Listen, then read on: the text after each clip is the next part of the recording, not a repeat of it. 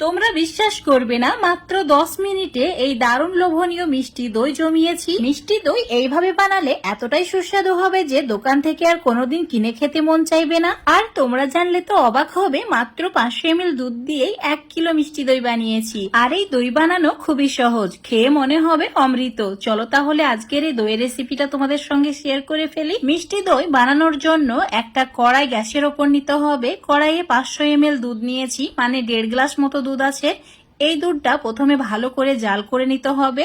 এবার চুলোর ফ্লেম একদম কমিয়ে দিয়ে 1 কাপ গুঁড়ো দুধ অ্যাড করতে হবে। দই বানানোর সময় অবশ্যই গুঁড়ো দুধ অ্যাড করার চেষ্টা করবে। গুঁড়ো দুধ দেওয়ার কারণে এই দই খেতে খুবই সুস্বাদু হবে আর খুব সহজে এই মিশ্রণটা ঘন হয়ে যায়। এবার 3টি এলাচ দুধের মধ্যে অ্যাড করে দিয়েছি একটু ফাটিয়ে নিয়ে। যদি মিষ্টি দইয়ের মধ্যে এলাচের ফ্লেভারটা পছন্দ না করো, না দিলেও হবে, আমার খুবই ভালো লাগে তাই অ্যাড করেছি।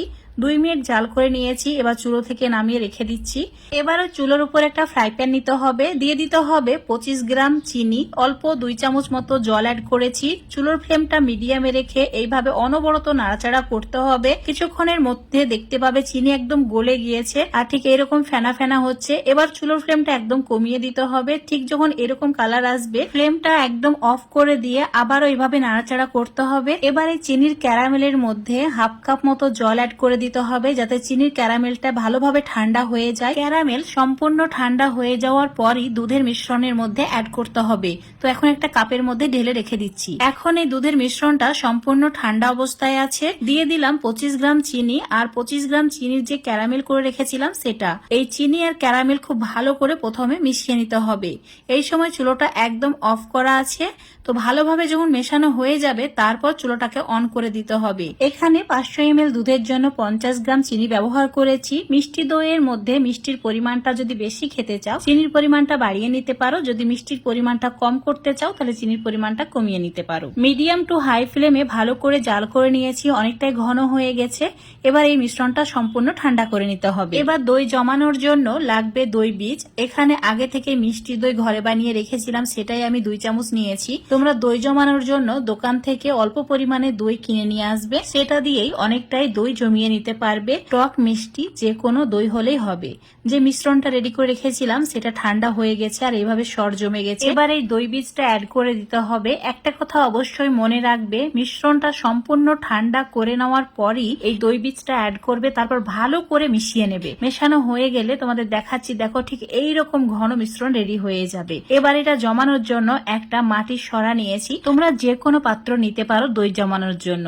এবার এই সরার মধ্যে দইয়ের মিশ্রণটা অ্যাড করে দিতে হবে। 1.5 কাপ দইয়ের মিশ্রণ অ্যাড করে দিয়েছি, একদম সম্পূর্ণ ভর্তি হয়ে গেছে। একটা ফয়েল পেপার দিয়ে এইভাবে মুড়িয়ে দিতে হবে, যাতে করে খুব সহজে এটা জমে যায়। এখন একটা ইলাস্টিক দিয়ে টাইট করে দিয়েছি আর সাইডগুলো ঠিক এইভাবে মুড়িয়ে দিয়েছি। এটাকে সাইডে রেখে দিচ্ছি। আর একইভাবে আরো 3টি ছোট ছোট মাটির পাত্রে আমি মিশ্রণটা অ্যাড করে এটাকে রেডি করে নিচ্ছি। তো ঠিক একইভাবে ফয়েল পেপার দিয়ে মুড়িয়ে নিতে হবে। হাতে সময় কম থাকলে মাত্র 10 মিনিটে এই দইটা এবার রেডি করে নিতে পারবে। চুলোর উপর একটা কড়াই নিয়েছি, 1 গ্লাস জল দিয়ে একটা স্ট্যান্ড রেখে দিয়েছি। তারপর দইয়ের সরাটাকে রেখে দিয়ে ঢাকা দিয়ে দিতে হবে। চুলোর ফ্লেম হাই করে দিয়ে 10 মিনিট কুক করে নিতে হবে। 10 মিনিট হয়ে গেলে চুলো অফ করে দিয়ে সম্পূর্ণ ঠান্ডা করে নিতে হবে। তোমরা চাইলে ফ্রিজে 1 ঘন্টা রেখে দিতেও পারো, এতে দারুণ চিল্ড হয়ে যাবে একদম। তো এখন তোমাদের আমি কিছুক্ষণ পর দেখাচ্ছি। দেখতে পাচ্ছ সম্পূর্ণ ঠান্ডা হয়ে গেছে আর দারুণ ভাবে এটা জমে গেছে। কতটা সুন্দর হয়েছে দইটা, দেখেই লোভ সামলাতে পারবে না, এতটাই সুন্দর হয়েছে। আর এটা খেতে সত্যি বন্ধুরা অসাধারণ ছিল। তো অবশ্যই বাড়িতে একবার হলেও এভাবে মিষ্টি দই বানিয়ে খেয়ে দেখবে। আর একইভাবে যে ছোট ছোট ভাঁড়গুলোর মধ্যে দই বসিয়েছিলাম, তো সেগুলোকে স্টিম করে নিয়েছি, একদম পারফেক্ট হয়েছে। তোমরা যদি স্টিম করতে না চাও, তাহলে কোনো গরম জায়গায় 5-6 ঘন্টা রেখে দেবে, তাহলে খুব ভালোভাবে এটা জমে যাবে।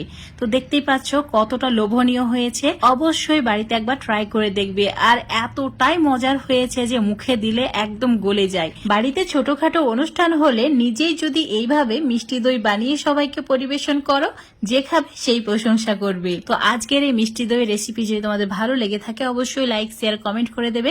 ফেসবুক পেজ থেকে দেখলে পেজটাকে ফলো করে নেবে, ইউটিউব থেকে দেখলে চ্যানেলটাকে সাবস্ক্রাইব করে রাখবে আরো এরকম রেসিপিগুলো পাওয়ার জন্য। তো বন্ধুরা অবশ্যই একবার ট্রাই করে দেখবে।